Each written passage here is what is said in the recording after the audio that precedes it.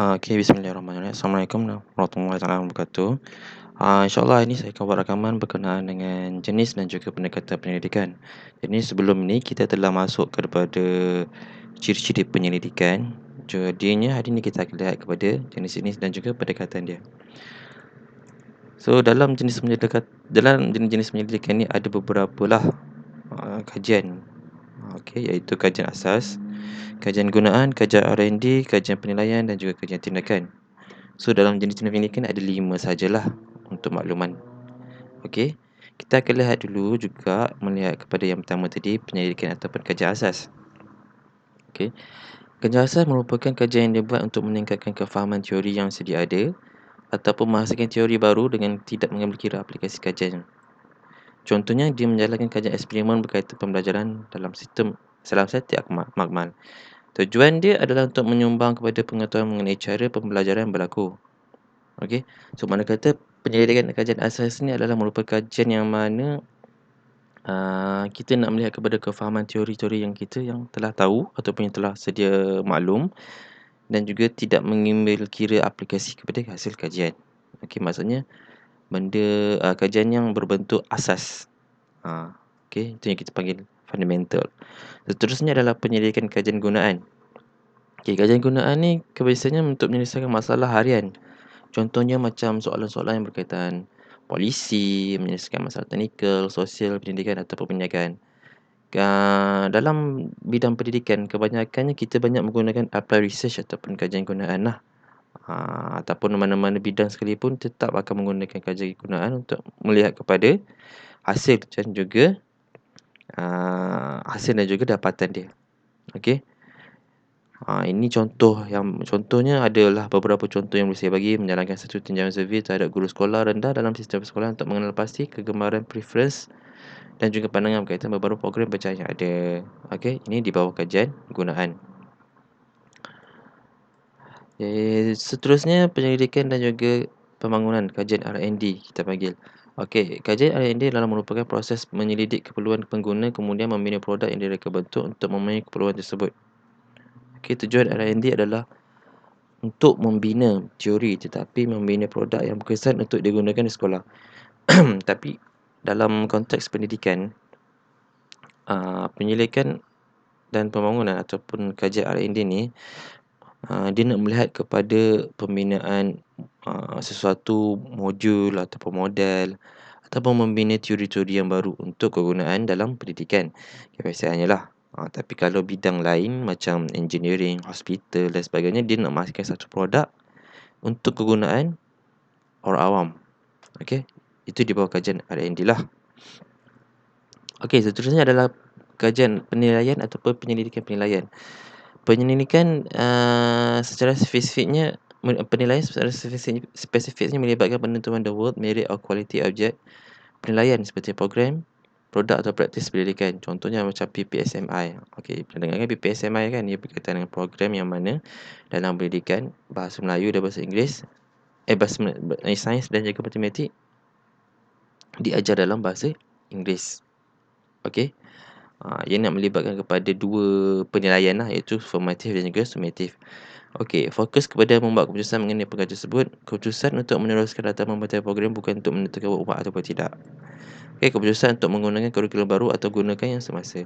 So, berdasarkan pada penilaian ataupun kajian penilaian ni, dia nak melihat sesuatu program ataupun sesuatu kurikulum yang baru.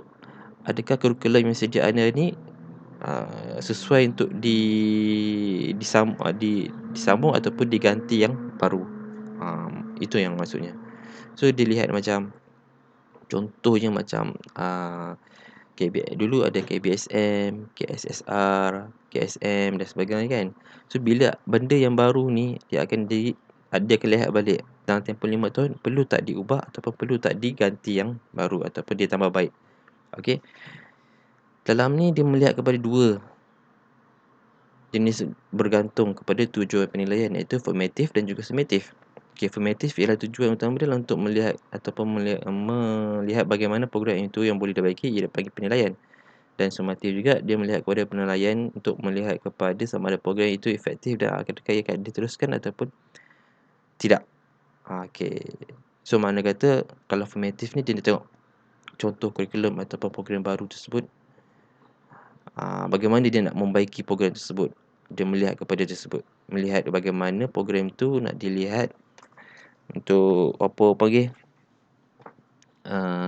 boleh diteruskan ataupun tidak. Sumatif pula sama ada program itu efektif, adakah ia betul diteruskan. Okey, kalau dari sudut formatif pula, dia nak melihat kepada keberkesanan program tersebut, adakah ianya sesuai untuk diteruskan ataupun tidak. Yang formatif tadi, dia nak melihat kepada adakah program ini boleh dibaiki ataupun ditambah baik ataupun tidak. So seandainya program tersebut boleh ditambah baik, dia akan ditambah baik.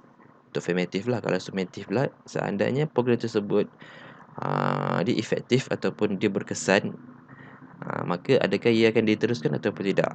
Itu yang kita panggil sebagai penilaian. Okay, action research. Okay, kajian tindakan merupakan satu kajian yang menekankan kepada penilaian kepada amalan, sama ada untuk mencapai tahap yang sepatutnya ataupun boleh ditambah baik. Okay, kajian tindakan juga difokuskan kepada penyelesaian masalah yang spesifik yang dihadapi oleh pengamal lokal, iaitu di dalam sekolah kebiasaannya. So jadinya kajian tindakan ni kebanyakannya dia kajian yang berbentuk school research ataupun school based research. Okay, dan dia juga merupakan jenis kajian gunaan juga, jenis penyelidikan kajian gunaan. Okey, penglibatan dalam kajian tindakan ni kebiasaannya oleh guru, pentadbir, konselor, pendidik profesional dan juga dan juga pengamal-pengamal yang berada di sekolah lah. Ini untuk melihat kepada permasalahan yang berada di sekolah tersebut. Okey. Penyelidikan tindakan juga merupakan proses yang berterusan kerana kebanyakan masalah tidak dapat diselesaikan sepenuhnya melalui satu penyelidikan. Okay, ini contoh kepada kajian tindakan lah. Okay. Okay, pendekatan penyelidikan. Okay, dalam pendekatan penyelidikan ini, kita boleh dia terbahagi kepada dua, iaitu kuantitatif dan juga kualitatif. Okey. Dia ada dua, kuantitatif dan juga kualitatif. Dalam kuantitatif, dia ada lagi beberapa lagi anak kecil, ada eksperimental, kuasa eksperimental, tinjauan dan juga korelasi. Di bawah kualitatif, dia ada etnografi, kajian kes dan juga sejarah. Okey, dalam penyelidikan kuantitatif, kelikukannya banyak lagi sebenarnya, tetapi ini yang disenaraikan untuk tujuan umum lah, untuk tujuan pengetahuan lah. Okey, kita lihat kepada pengetahuan dalam penyelidikan kuantitatif terlebih dahulu. Okey, kuantitatif merupakan penyelidikan yang objektif dan juga formal, menggunakan kaedah statistik, mempunyai ciri yang mempunyai sampel yang mana penggunaan sampel yang besar, dia piawaian yang mana pengukuran, okey, pendekatan didaktif dan juga alat temu bual yang bersekutu untuk mengumpul data, menguji hipotesis. Okey, so makna kata kuantitatif ni dia ada alat temu bual ni juga merupakan yang berstruktur untuk mengumpul data, untuk menguji hipotesis. Hipotesis ni hanya berlaku dalam reka bentuk ataupun pendekatan kuantitatif saja. Okey. Kita lihat pada eksperimental tadi. Okey, eksperimental kajian yang mana menghimpunkan amalan pengumpulan maklumat dengan kawalan sepenuhnya ke atas pemboleh ubah atau tidak. Dicirikan dengan memanipulasi terus atau kawalan ke atas pemboleh ubah supaya kesannya dapat dilihat pada pemboleh ubah yang lain. Okey. Kepentingannya dijelaskan oleh Van Dalen. Satu, kemestian hubungan sebab dan akibat itu perlu dikemukakan untuk membolehkan sains mencapai matlamat bagi menjelaskan, meramal dan mengawal tingkah laku kejadian dan juga peristiwa ataupun tidak menggunakan kaedah eksperimen. Hasil eksperimen dalam pendidikan tidaklah setepat seperti hasil eksperimen sains. So maksudnya eksperimen ni adalah satu kaedah nak melihat kepada permasalahan. Okey, nak lihat dari sebelum dan juga selepas. Okey, itu dalam bentuk permasalahan lah. Maksudnya mana kata, contoh saya bagi, kita nak buat satu kajian. Okey, kita nak buat satu kajian di satu buah sekolah. Dan di sebuah sekolah tu ada satu kelas yang mana muridnya nak melihat kepada IQ murid tersebut. Melihat kepada IQ murid tersebut. Nanti kita tengok pada awal permulaan kelas, murid tersebut kita bagi buat assignment ataupun tugasan berbentuk kuis dan sebagainya. Kita suruh jawab, mereka menjawab, peratusan dia agak rendah. Okey, dan kita nak lihat dari hasil pembelajaran dia, nak tengok murid tersebut atau pembelajar tersebut, nak tengok hasil pembelajaran dia dia boleh menepati ataupun boleh menjawab dengan baik selepas hasil pembelajaran tersebut. So mana kata semasa dalam proses tu kita panggil kita panggil rawatan. Okey. Masa proses tu kita panggil rawatan. Dan sekali lagi lepas kita ambil proses rawatan tu time tu lah kita mengajar mereka. Okey, lepas tu baru kita test sekali kumpulan tersebut untuk melihat kepada adakah mereka ni boleh menjawab ataupun tidak.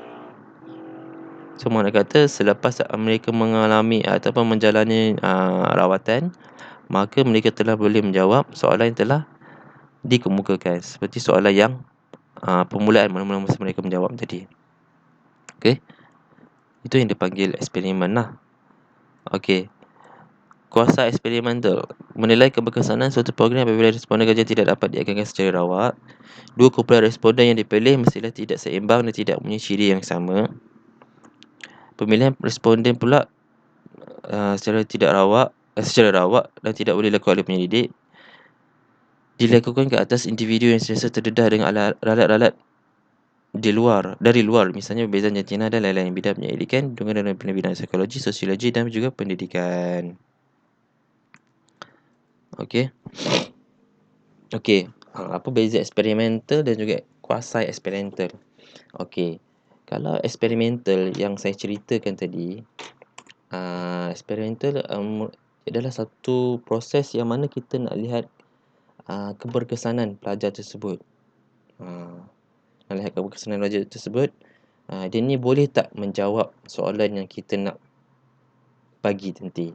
Macam saya bagi contoh tadi, pelajar satu buah kelas, pelajar ramai 25 orang, lelaki dan perempuan tak tahu berapa, dia random saja.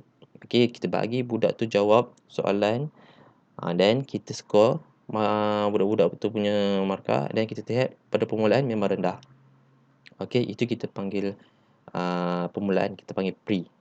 Okey, selepas tu kita bagi budak-budak tu rawatan ataupun jalani rawatan, iaitu kita bagi dia kelas selama dalam 3-4 minggu, and then minggu 7 contohlah, yang terakhir minggu 7 kita bagi lagi soalan yang sama kepada pelajar tersebut dalam 25 orang juga tadi, dan kita lihat mereka boleh menjawab soalan yang kita bagi sama yang majang permulaan kita bagi. So mana kata kita lihat keberkesanan di situ, pelajar boleh menjawab setelah kita mengajar mereka lah menjalani proses rawatan. Okey, itu eksperimental. Kalau kuasa eksperimental, dia kata tadi menyatakan bahawa dua kumpulan responden yang dipilih tidak seimbang dan juga tidak mempunyai ciri yang sama. Okey, dalam kuasa eksperimental kita akan ambil satu kelas rendah dan juga satu kelas tinggi, pandai lah, lemah dan pandai. So kita bagi satu soalan yang sama juga permulaan. Kita bagi satu soalan yang sama juga dalam permulaan, dan kita lihat kedua-duanya mempunyai IQ yang rendah. Okey, mempunyai skor yang rendah, bukan IQ, skor yang rendah. Okey, yang lemah dan juga sama juga dengan yang tinggi lah, lemah. So kita lihat kat situ tak ada perbezaan lagi. So selepas pada tu, dua kumpulan tersebut dia menjalani proses rawatan ataupun jalinan rawatan, iaitu dengan kelas dalam 3-4 minggu juga. Selepas mereka menjalani rawatan 3-4 minggu tersebut, kita bagi soalan yang sama juga, macam soalan yang sama masa minggu pertama tersebut, dan mereka menjawab. Okey, Dan kita dapati di sini nanti kita akan lihat pelajar yang tinggi ataupun pelajar yang pandai dia akan mendapat skor yang tinggi. Manakala bagi pelajar yang lemah, kita akan dapati nanti ada pelbagai skornya dia nanti. Ada yang tinggi, ada yang rendah. So makna kata di sini banyak perbezaan lah. So di sini kita akan lihat terdapat dua perbezaan di antara pelajar rendah, pelajar yang pandai dan juga pelajar yang lemah dalam suatu program. Itu maksud dia di situ kuasa eksperimental lah. Sebab dia kuasa eksperimental dia nak lihat kepada dua kumpulan. Kalau macam tadi eksperimental dia melihat satu kumpulan sahaja. Dia bagi satu kumpulan dijalani rawatan juga kumpulan yang sama nak lihat. Tapi ini dia nak lihat kepada dua kumpulan yang untuk melihat kepada keberkesanan kumpulan A dan kumpulan B, cerdik dan pandai. So di jalan sekali kita tengok di manakah kumpulan, dia tengok adakah keberkesanan dua program tersebut untuk menilai kepada dua kumpulan tadi. So eksperimental lah. Okey, seterusnya kita lihat kepada tinjauan. Tinjauan adalah satu kajian yang mana untuk melihat kepada tingkah laku manusia untuk melakukan aktiviti. Instrumen utama kajian tinjauan adalah rakaman video ataupun soal selidik. Penyelidik boleh mengumpulkan beberapa maklumat yang dirakamkan bergantung kepada maklumat yang diperlukan. Dan beberapa orang penyelidik akan bekerjasama secara sistematik untuk membuat analisis dan juga membuat interpretasi data yang dikumpulkan. So, mana kata kajian tinjauan merupakan kajian yang biasa orang lakukan lah, menggunakan survey ataupun soal selidik. Okey, kajian korelasi ni dia macam kajian yang berbentuk levelnya agak tinggi je lah. Tapi untuk pengetahuan boleh bacalah nanti dalam ni. Okey, saya tak akan ceritalah kajian korelasi. Seterusnya kita lihat masuk kepada pendekatan kualitatif. Kualitatif merupakan kajian mendalam ke atas situasi dan juga individu. Dikutip melalui pemerhatian, tema bual, penulisan diary dan juga analisis dokumen. Kebanyakannya kajian kualitatif adalah kajian yang menjawab soalan berkaitan kenapa dan juga bagaimana. Penyelidik akan terlibat secara langsung dalam kajian. Berbanding macam kuantitatif tadi, dia akan melibat kepada beberapa orang. Dia punya skala yang besar lah. Dia punya peserta kajian. Kalau kajian kualitatif ni, dia akan lihat kepada penyelidik itu sendiri akan turun secara langsung. Okay, kualitatif kebanyakan adalah kajian kes, etnografi dan juga grounded theory. Sampel yang biasa diambil biasanya menggunakan persampalan bertujuan. Okay, kita lihat pada etnografi dulu, kajian etnografi. Kajian etnografi biasanya kajian yang mengaitkan dengan budaya. Okey, ini kajian lapangan berbentuk pemerhatian. Digunakan dalam kajian sosiologi dan antropologi dan dirujuk sebagai penyelidikan saintifik. Etnografi juga dianggap sebagai satu kajian yang paling asas dalam penyelidikan sosial. So, saya bagi contohlah kajian etnografi ni macam mana. Kajian etnografi ni sebenarnya kajian yang berbentuk untuk mengkaji kepada budaya sesuatu budaya ataupun untuk mengkaji sifat manusia tersebut ataupun bangsa. Okey, sebagai contohlah, kamu nak buat satu kajian berkaitan dengan etnografi. So, kamu membuat carian bahan dan mendapati bahawa ada satu negeri ni mempunyai satu budaya yang baru, contohlah. So, kamu pergilah negeri Sarawak. Sarawak banyak bangsa dan juga budaya kan. So, kamu pergilah ke Sarawak untuk melihat dan juga pemerhatian terhadap apa panggil budaya tersebut. So, kat situ kamu dah melakukan pemerhatian. Okey. So, kamu dah sampai sana, kamu belajar bagaimana cara bangsa tersebut makan, bagaimana memburu, bagaimana membuat rumah, bagaimana adat, budaya, kepercayaan dia dan sebagainya. So, kamu ambil menerusi pemerhatian, kamu rakam dan sebagainya, kemudian kamu balik semula kepada kampus ataupun tempat kamu bekerja dan kamu buat ulasan ataupun kamu buat rumusan terhadap apa yang telah kamu lakukan semasa dalam kajian lapangan. So, itu kita panggil kajian etnografi, iaitu kajian yang berbentuk budaya lah. Okey. Ini dia punya huraian sikit lah. jadi. Okey, digunakan untuk menerangkan, menganalisa dan juga menginterpretasikan bentuk culture sharing dalam sesuatu kumpulan. Okey. Okey, kajian kes juga merupakan satu kajian yang di dalam bawah kualitatif. Kajian kes termasuk dalam kaedah penyelidikan deskriptif. Okey, kajian dibuat secara intensif dan terperinci oleh penyelidik atas unit kecil sosial seperti individu, satu keluarga, sebuah kelas, satu institusi dan juga cawangan PIPG dan sebagainya lah. Okey. Kajian kes terhadap reaksi. Contohnya kajian kes terhadap reaksi pensyarah dan juga belajar ke atas pembelajaran elektronik. Okey. So dalam kajian kes ni dia memfokuskan kepada satu unit kecil ataupun satu komuniti yang kecil. Contohlah kamu nak buat satu kajian kes. So kamu memfokuskan satu kawasan saja ataupun satu unit yang kecil. Contohnya kamu nak buat berkaitan dengan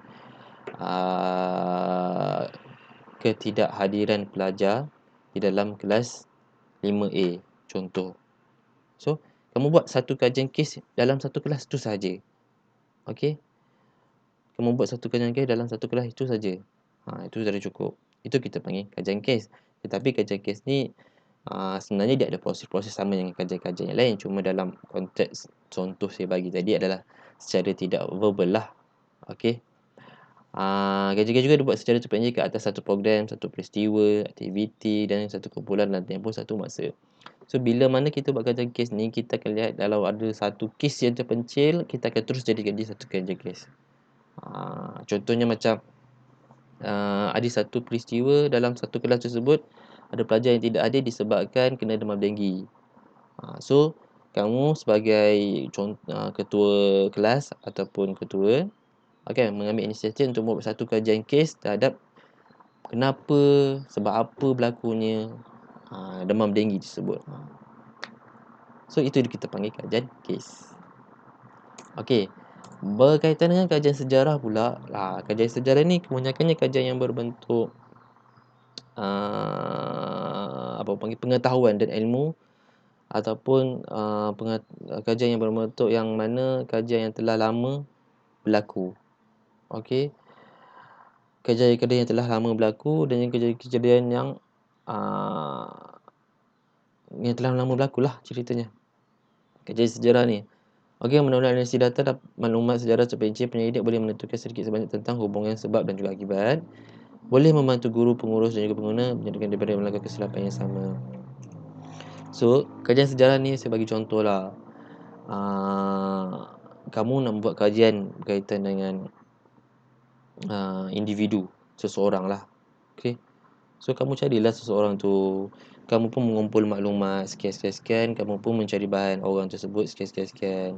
Maka terhasillah satu buku yang mana menceritakan pengalaman sejarah seseorang tersebut. Macam buku Dr. Lee, macam buku Datuk Lee Chong Wei tu, ataupun buku Dr. M. Okey, itu kita panggil sejarah, buku-buku ataupun sirah-sirah Nabi. Okey, sirah-sirah Nabi ni kan kebanyakannya kita ambil dia punya maklumat, bahan semua di dalam Al-Quran. So kita cari balik dan kita jadikannya sebagai satu manuskrip yang baru untuk dijadikan panduan kepada remaja masa akan datang ataupun pelajar-pelajar masa akan datang. Okey, itu adalah kajian sejarah. Jadinya untuk kelas kita ataupun untuk rakaman pada hari ini cukup untuk setakat ini je. Jadi saya akan ulas balik yang mana jenis-jenis penyelidikan ni ada 5. Okey, iaitu asas, penyelidikan asas, kegunaan, research dan development, kita panggil R&D, dan kajian penilaian, dan akhir sekali kajian tindakan. So untuk jenis penyelidikan ada 5 kajian yang sepatutnya kita ambil maklum dan kita ketahui lah. Okey, kemudian dalam dalam topik ini juga kita akan belajar, kita dah mempelajari berkenaan dengan pendekatan kuantitatif dan juga kualitatif. So mana-mana pendekatan kuantitatif dan kualitatif yang masih tidak memahami atau tidak faham boleh rujuk kepada saya lah. Okey. Dan jika ada pertambahan maklumat dan sebagainya, boleh refer dalam buku Creswell ke berkaitan dengan kaedah penyelidikan, ataupun buku Noraini Idris, okey, berkaitan dengan kajian penyelidikan dalam pendidikan. Okey, itu adalah jenis rujukan yang boleh dirujuk lah. Jadinya untuk rakaman ini saya akan berhenti setakat ini saja, dan insyaAllah saya akan buat lagi rakaman berkaitan dengan kuliah seandainya diperlukan.